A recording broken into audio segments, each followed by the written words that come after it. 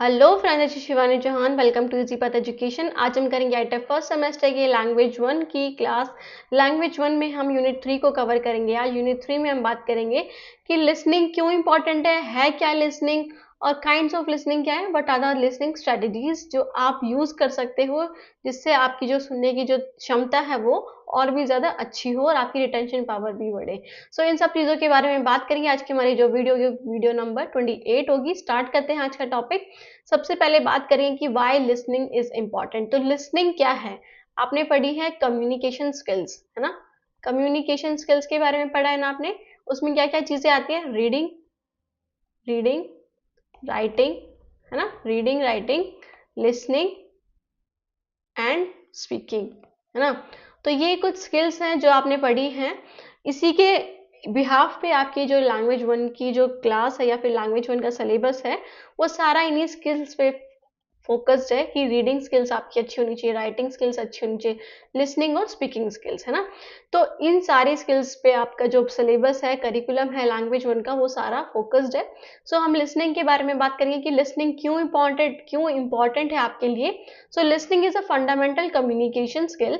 क्या है? बहुत ही ज्यादा इंपॉर्टेंट कम्युनिकेशन स्किल है that plays a crucial role in personal and professional interaction. कि जब आप प्रोफेशनली भी इंटरेक्ट करते हो, है ना, प्रोफेशनली भी ऑफिस में, अपने क्लास में, है ना, एज अ टीचर इंटरेक्ट करते हो, एज अ स्टूडेंट इंटरेक्ट करते हो, हर तरह से बहुत ज़्यादा इंपॉर्टेंट रोल प्ले करती है। It allows individual to understand information.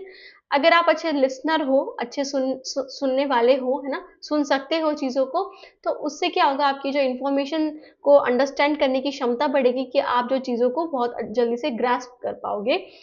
Build relationship, है ना, एंड रिस्पॉन्ड अप्रोप्रिएटली। कि आप अच्छे रिलेशनशिप भी बना पाओगे अगर किसी की बात आप ध्यान से सुनोगे, मन लगा के सुनोगे, तो उससे आपके दूसरों के मन में आपके विचार बिल्कुल पॉजिटिव वे में आएंगे और आप रिस्पॉन्ड कर पाओगे, सुनकर अपना जवाब बहुत आसानी से दे पाओगे और अप्रोप्रिएटली, मतलब बहुत जो सही सटीक जवाब है वो दे पाओगे अगर आपने अच्छे से सुना होगा तो। So the key reasons why listening is important include, कि क्यों इंपॉर्टेंट है। तो सबसे पहले बात करते हैं, सबसे पहले तो हमारी अंडरस्टैंडिंग को बढ़ाता है ना। अगर हम एक्टिव लिसनिंग करते हैं, अगर हम ध्यान से सुनते हैं किसी चीज को, तो मैसेज जो है वो हमें एक्यूरेटली रिसीव्ड होता है, हम उसको इंटरप्रेट करते हैं एक्यूरेटली, बिल्कुल सही सटीक भाषा में और सटीक तरह से, बिल्कुल सही तरह से, है ना। सो इससे हमारी अंडरस्टैंडिंग ऑटोमेटिकली इंक्रीज होगी कि जो मैसेज में लिखा है, जो कन्वे करने वाले ने जो बोला है, वही हमने उसे समझा है।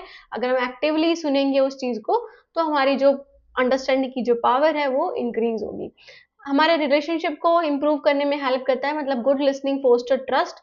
गुड लिसनिंग से क्या, सामने वाले व्यक्ति के सामने हमारा ट्रस्ट बिल्डअप होता है, एम्पैथी प्रकट कर सकते हैं, हम अपनी सद्भावना प्रकट कर सकते हैं और म्यूचुअल रिस्पेक्ट होती है दोनों के बीच में, in both personal and professional settings की। अगर आप प्रोफेशनली भी कहीं बात कर रहे हो या पर्सनली किसी से बात कर रहे हो, अपने पीयर ग्रुप से, अपने फ्रेंड से, है ना, फ्रेंड ही या फिर अपने फैमिली मेंबर से, है ना, तो सोसाइटी में अगर जब बात कर रहे हो, तो अगर आप अच्छे से सुनोगे तो आपका जो एक तरह से इमेज लाइव सॉरी बोल सकते हो, आपकी इमेज है वो अच्छी बनेगी दूसरों के सामने। आपके लिए ट्रस्ट पैदा होगा, एम्पैथी पैदा होगी, है ना, जो आपसे बोल रहा है उसके लिए, है ना, उसके सामने। सो म्यूचुअल रिस्पेक्ट आएगी कि आप एक दूसरे की एक तरह से रिस्पेक्ट करना स्टार्ट कर दोगे। सो बूस्ट प्रोडक्टिविटी। प्रोडक्टिविटी को इंक्रीज करता है। इट मीन्स कि अगर आपने काम अच्छे से सुनकर किया है, आपने अच्छे से कोई काम, अच्छे से कोई चीज है वो सुनकर काम करना स्टार्ट किया, तो आप उसी के अकॉर्डिंग करोगे, कुछ झोल मोल नहीं करोगे उसमें। तो in work places of active listening help in better decision making, कि आप अच्छे डिसीजन बना पाओगे, रादर देन कि अगर आपने कुछ ढंग से नहीं सुना, आप बार बार पूछोगे कि क्या बोला था, क्या बोला था। और या फिर कई बार ऐसा होता है ना कि जो जो बोलने वाला होता है, जो स्पीकर होता है, जिसने बोला, हमने उसको ध्यान से सुना नहीं और हमने उसको गलत इंटरप्रेट कर लिया उसका मैसेज, है ना। तो उससे क्या होगा, जो डिसीजन मेकिंग कैपेबिलिटी आपकी वो डिक्रीज होगी, डाउन जाएगी, या फिर आप कोई ऐसा डिसीजन ले लोगे जो स्पीकर नहीं चाहता हो या फिर जो उस एनवायरमेंट को सूट नहीं करता हो। सो अगर आपने अच्छे से सुना होगा, एक्टिव लिसनिंग करी होगी, तो उससे आपकी जो डिसीजन मेकिंग स्किल्स हैं, डिसीजन मेकिंग कर पाओगे आप अच्छा, है ना। एरर्स नहीं होंगे, आपसे गलतियां नहीं होंगी और टीम वर्क में भी इंप्रूवमेंट आएगी, है ना। आप सब मिलके ध्यान से सुनोगे तो टीम वर्क भी, उसमें भी इंप्रूवमेंट आएगी। After that is encourages learning. तो लर्निंग को भी एनकरेज करता है। आप सुनोगे, अगर एज अ टीचर मैं आपको बोल रही हूँ, आप इन सब चीजों को सुन रहे हो ध्यान से, तो इससे आपकी जो लर्निंग है, जो आप सीख सीख रहे हो, आप ये सीखने के लिए आए हो topic, that is why listening is important, तो आप उसको अच्छे से समझ पाओगे, है ना, अच्छे से समझ पाओगे, आपको न्यू नॉलेज कुछ प्रदान होगी, है ना, और स्किल्स इंप्रूव होगी आपकी वेरियस एस्पेक्ट्स ऑफ लाइफ को लेकर, है ना। तो आपकी जो स्किल्स है, सुनने की स्किल्स है, समझने की स्किल्स है ना, कॉम्प्रिहेंशन की स्किल्स है, वो सब क्या होगी, इंप्रूव होगी अगर आप अच्छे से सुनोगे किसी बात को। After that is reduce conflict, अगर हम किसी की बात ध्यान से सुनते हैं, अगर बात नहीं सुनते, बीच में ही किसी की बात को इंटरप्रेट कर लेते कि जो ये कहना चाहता है ना, तो उससे क्या होता है, आपकी जो कॉन्फ्लिक्ट्स है वो बहुत ज्यादा पैदा होते हैं। बट अगर आप ध्यान से बात सुनोगे, पूरी बात करोगे, किसी से बातचीत करोगे, बोलते हैं ना कि अगर बातचीत करोगे तो आपका जो भी प्रॉब्लम है उसका हल निकलेगा, तो बातचीत करने से ही कुछ सॉल्यूशन का हल निकलता है। वैसे ही कि अगर आप सुनोगे, उस चीज को ध्यान से सुनोगे, अटेंटिवली लिसनिंग करोगे, तो मिसअंडरस्टैंडिंग क्लियर होती है और आपके बीच में जो कन्फ्लिक्ट्स हैं, जो भी लड़ाई झगड़े हैं, वो भी कम हो जाते हैं, leading to effective problem solving, जिससे आप जो प्रॉब्लम सॉल्विंग है वो इजीली और अफेक्टिव वे में कर सकते हो, एक अच्छे वे में कर सकते हो। So these are the some importance of listening, की इम्पोर्टेंस क्या है लिसनिंग की आपके लाइफ में, ओके। उसके बाद है काइंड्स ऑफ लिसनिंग, तो लिसनिंग के अलग अलग तरीके हैं, अलग अलग तरह से सुनते हैं, तो ये बेस्ड है कि आप किस तरह से सुन रहे हो उसके बेस पे। So first one is discriminative listening. Discriminative listening मतलब जब आपके अंदर एबिलिटी आ जाती है कि आप किसी दो वर्ड को या दो सेंटेंसेस को एक्यूरेटली समझ पा रहे हो, उनके बीच में डिस्क्रिमिनेशन कर पा रहे हो, है ना। तो ability to distinguish between different sounds, tones and accent, कि आप समझ पा रहे हो। फॉर एग्जाम्पल, जो छोटे बच्चे होते हैं, जब उनको डांट लगाते हैं शुरू में, बहुत स्टार्टिंग में जब उनका जन्म होता है, तो वो उस बात को इंटरप्रेट अच्छे से नहीं कर पाते, उन्हें समझ नहीं आता। बट धीरे धीरे वो क्या करने लगते हैं, सीखने लगते हैं कि मुझे डांट मार रहे हैं, मेरे साथ अच्छे से बिहेव कर रहे हैं, मुझसे खुश हैं, है ना, मुझे रोना पड़ेगा। अब ये सारी चीजें क्या होती है, चाइल्डहुड में ही डेवलप होती है। ये फर्स्ट टाइप ऑफ लिसनिंग होती है जो आपकी चाइल्डहुड एज में आपकी डेवलप हो जाती है ना। मतलब आप बोल सकते हो 3 to 8 ईयर्स में आपकी ये जो लिसनिंग स्किल है, ये या फिर काइंड ऑफ लिसनिंग है, वो इंप्रूव हो जाती है कि आप डिस्क्रिमिनेशन करने लग जाते हो कि कोई मुझसे कैसे टोन में बात कर रहा है, कैसे पिच में बात कर रहा है, या फिर कैसे साउंड्स को यूज कर रहा है। तो वो आपकी फर्स्ट चाइल्डहुड में ही एक तरह से डेवलप हो जाती है। आफ्टर दैट इज कि कॉम्प्रिहेंसिव लिसनिंग। तो कॉम्प्रिहेंसिव लिसनिंग मतलब आप डीपली किसी चीज को ध्यान से सुन रहे हो, समझ रहे हो कि वो क्या कहना चाह रहा है। It means understanding the message being conveyed, कि जो भी मैसेज आपको पहुंचाया गया, आपने उसको डीपली समझा है कि उसका क्या मतलब है, आपको हर वर्ड का मीनिंग पता चल रहा है, आपको उसका डीप मीनिंग पता चल रहा है ना। सो ये कहाँ पे यूज होता है, एजुकेशनल और वर्क प्लेस सेटिंग में, जहाँ पे आप काम करते हो या फिर जहाँ पे एजुकेशन दी जाती है। मतलब फॉर एग्जाम्पल यूनिवर्सिटीज, कॉलेज और स्कूल्स में ये वाली लिसनिंग यूज होती है कि आपको टीचर क्यों समझाती है कोई चीज, जो लिखा हुआ है, अगर वही मटेरियल आपको दे दे तो आपको क्या अच्छे से समझ आएगा, नहीं आएगा। एज कम्पेयर टू अगर आपको वो लिखी हुई चीज समझाई जा रही है और आप उस चीज को समझ रहे हो बहुत ध्यान से, मग्न होकर, तो उससे क्या होगा, आपकी जो कॉम्प्रिहेंसिव लिसनिंग स्किल्स है, कॉम्प्रिहेंसिव लिसनिंग जो है वो इंप्रूव होगी। आप अच्छे से चीज को समझ पाओगे, जो भी मैसेज बोला जा रहा है आप उसी चीज को समझोगे, okay. Critical listening is the next one, third one is the critical listening, जिसमें क्या होता है, evaluate the message for credibility, कि आप इवेल्युएशन करते हो कि जो बात आपने सुन ली उस पे भरोसा नहीं कर रहे हो, आप उसकी क्रेडिबिलिटी को देखोगे, कि आप उसकी विश्वसनीयता को देखोगे कि वो कितना क्रेडिबल है, आपके लिए कितना सही है। क्या अगर टीचर ने या फिर किसी दूसरे पर्सन ने कोई बात बोली है, क्या ये मेरे लिए सही है, तो आप कंफर्मेशन करोगे दूसरे सोर्सेज पे जाके, है ना, अलग अलग जगह पर जाकर कि क्या ये बात जो मुझे बोली गई है वो सही है या नहीं है। तो क्रिटिकल लिसनिंग मतलब जब आप खुद इवेल्युएट करते हो, एनालाइज करते हो इन्फॉर्मेशन को, और फिर उससे अपनी जो इन्फॉर्मेशन या नॉलेज है वो इंटरप्रेट करते हो ना। सो क्रेडिबिलिटी, लॉजिक को समझोगे, है ना, कि वो लॉजिक है भी उसमें या नहीं है, या फिर रीजनिंग, है ना, उन चीजों को आप समझोगे ध्यान से कि उसमें क्या तर्क दिया गया है, क्या रीजनिंग है, उसमें क्या लॉजिक है, उन चीजों को समझ के आप बात को समझोगे। It is a crucial in decision making, जब आप डिसीजन मेकिंग करते हो ना, जब आप खुद के डिसीजंस लेते हो, जैसे कि आपने देखा होगा आपके पेरेंट्स, या फिर आप बोल सकते हो कि कोई भी इंसान जो ऐसी बातें करते हैं, जो बोलते हैं ना बेतुकी बातें हैं, इसका कोई मतलब ही नहीं, कोई सिर पाँव ही नहीं है ना। तो ऐसी बातें क्या क्या होती हैं, जब आपको समझ आ जाता है कि हाँ भाई ये वाली बातें जो है वो एक तरह से बिल्कुल ही बेकार है, इनका कोई लॉजिक भी नहीं है ना, और ना ही ये किसी रीजनिंग पे बेस्ड है, किसी भी बस ऐसे ही बोल दी गई है। जैसे आपको बोला जाता है ना, थर्सडे को बाल नहीं धोते, है ना, थर्सडे को बाल नहीं धोते, प्याज नहीं खाना चाहिए, ये नहीं करना चाहिए, तो आप खुद लॉजिक लगा के सोचो कि क्या रीजन है इसके पीछे। जब आप वो लॉजिकली जब थिंक करना स्टार्ट कर देते हो, सोचने लग जाते हो, आप उस चीज को समझ रहे हो, है ना, जो आपसे बोल रहा है, आप उससे पूछोगे कि ऐसा क्यों भाई, क्या रीजन है ऐसा, क्यों नहीं खाना चाहिए प्याज, या फिर क्यों हमें थर्सडे को सर नहीं धोना चाहिए। तो ऐसे जब आप रीजनिंग करोगे तो आप मतलब क्या कर रहे हो, क्रिटिकल लिसनिंग कर रहे हो, आपके अंदर डिसीजन मेकिंग स्किल्स आएंगी और प्रॉब्लम सॉल्विंग स्किल्स आएंगी। After that is emphatic listening. Emphatic listening क्या होता है, जब आप फोकस करते हो अंडरस्टैंडिंग द इमोशंस, कि आप लोगों के इमोशन समझते हो, है ना। आप किसी की बात सुन रहे हो, फॉर एग्जांपल ये कैसे होता है, जब आप अपने फ्रेंड से बात कर रहे होते हो, आपके फ्रेंड दुखी होकर आपको बहुत बार कॉल करते होंगे, जो आपके बेस्ट फ्रेंड होते होंगे, तो जब आप उनकी बात को समझ रहे हो, उनकी जो सिचुएशन है अपनी सिचुएशन की तरह देख रहे हो, कि अगर मैं होता तो क्या करता, मैं होती तो क्या करती उस चीज पे, तो उनकी फीलिंग्स को आप समझ रहे हो ध्यान से, उनके इमोशंस को समझ रहे हो, है ना। सिर्फ वर्ड्स पर नहीं जा रहे कि वो क्या बोला, फालतू की बात बोल रही है, तो ऐसे नहीं, आप उनकी फीलिंग्स पे जा रहे हो, इमोशंस पे जा रहे हो, तो वो क्या होती है, एम्फेटिक लिसनिंग होती है, जब आप फीलिंग्स और इमोशन के साथ चीजों को समझते हो, ठीक है, और उनकी सपोर्ट करते हो और एम्पैथी दिखाते हो, उनके प्रति सद्भावना दिखाते हो। Okay, next is appreciative listening. तो एप्रिशिएटिव लिसनिंग क्या है, इट मीन्स की इन्वॉल्व लिसनिंग फॉर एंजॉयमेंट।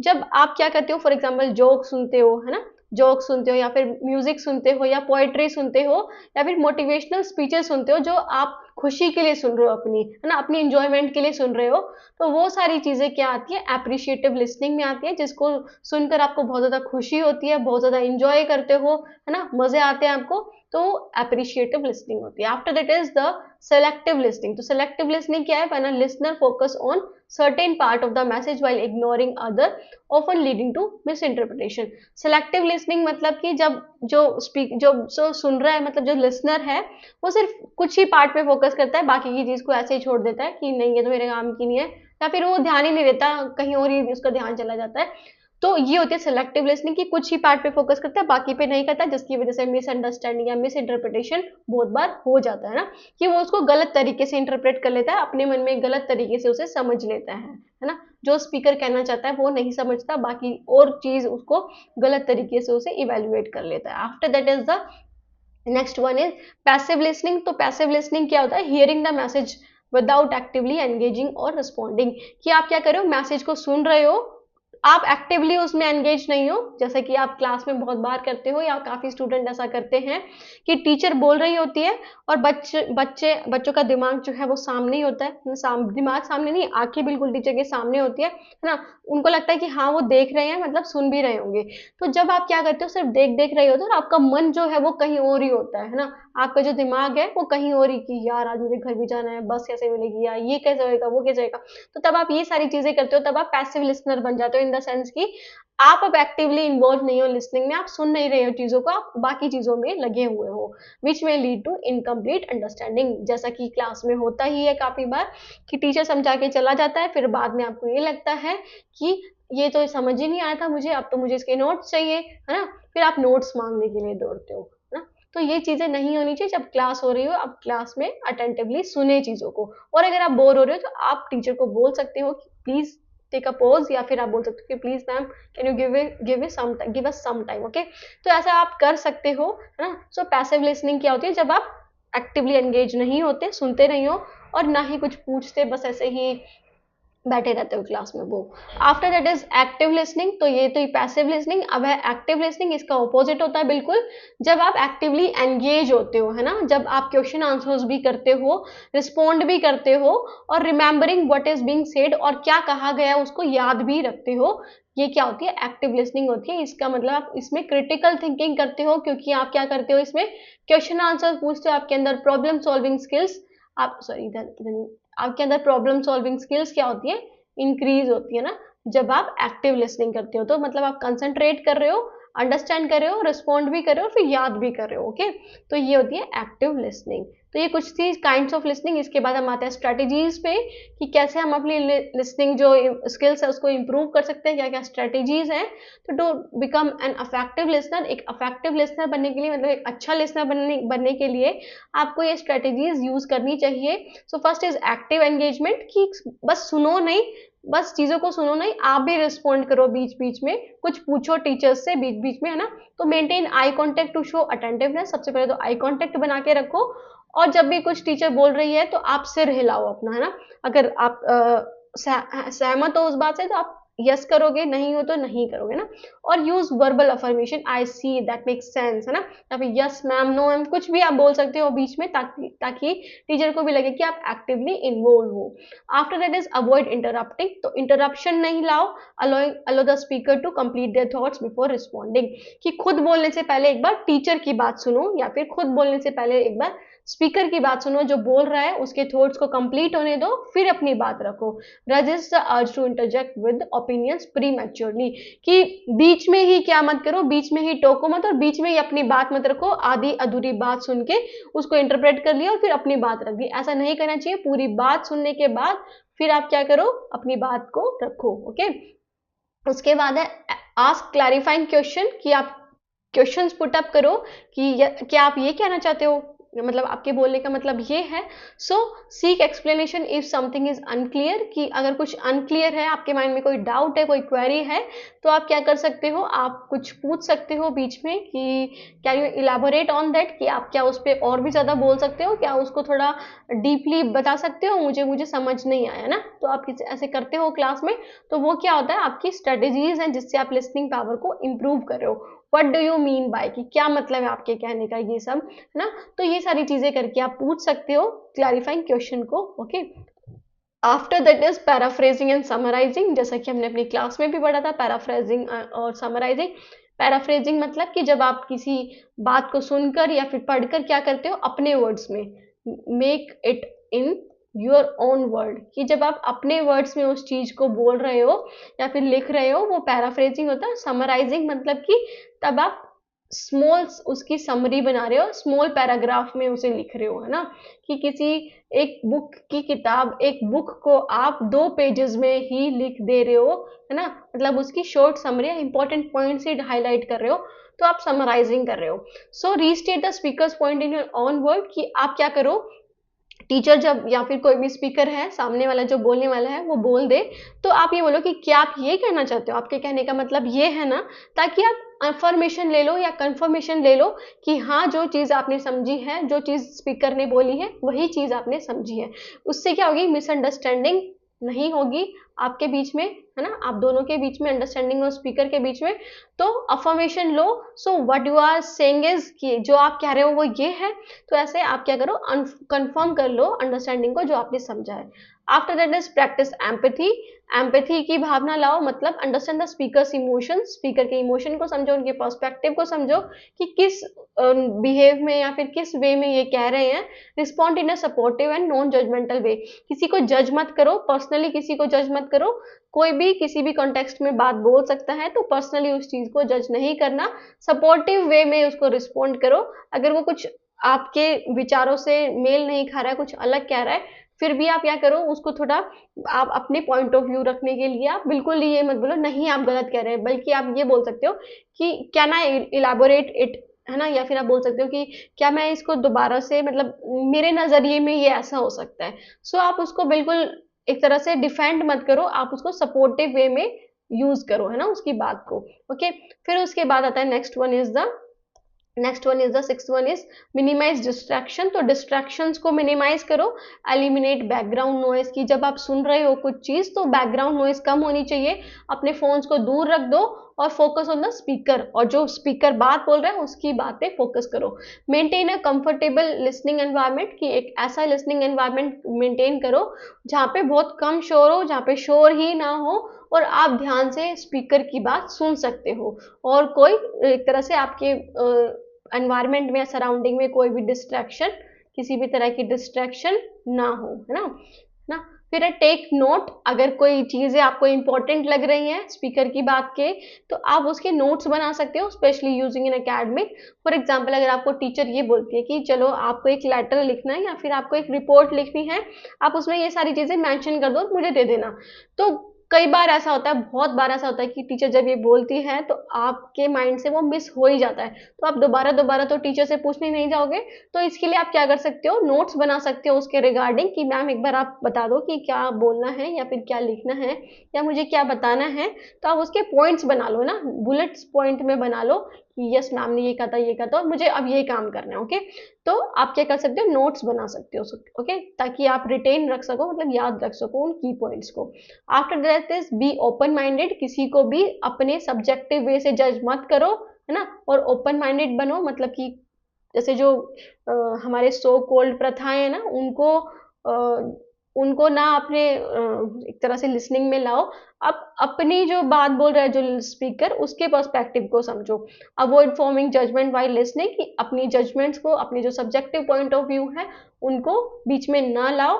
ठीक है, लिसनिंग करते समय consider different perspective before responding, कि ये देखो कि हर नजरिए के, मतलब हर जगह के लोगों का अलग अलग नजरिया होता है ना। जैसे कि हमारा जो नजरिया है वो क्या है कि हमें क्लास में क्या करना पड़ता है, बच्चों को चुपचाप बैठना पड़ता है, टीचर को बोलना होता है, अगर बच्चों ने कुछ भी शरारत की तो टीचर डांट सकती है।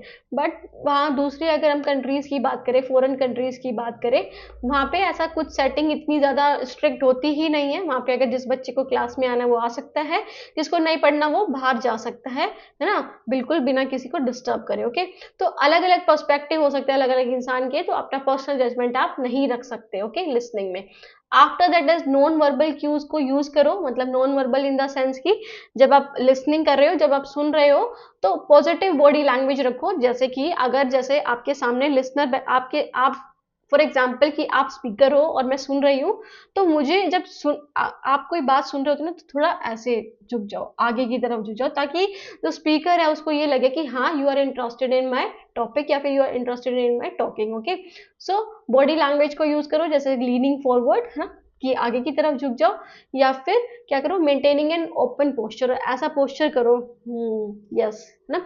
तो ऐसे उसकी बातों में मतलब गर्दन हिलाओ और एक्टिव एंगेजमेंट दिखाओ, कि गर्दन हिलाओ, यस यू आर राइट, ऐसे करके बात करो, है ना।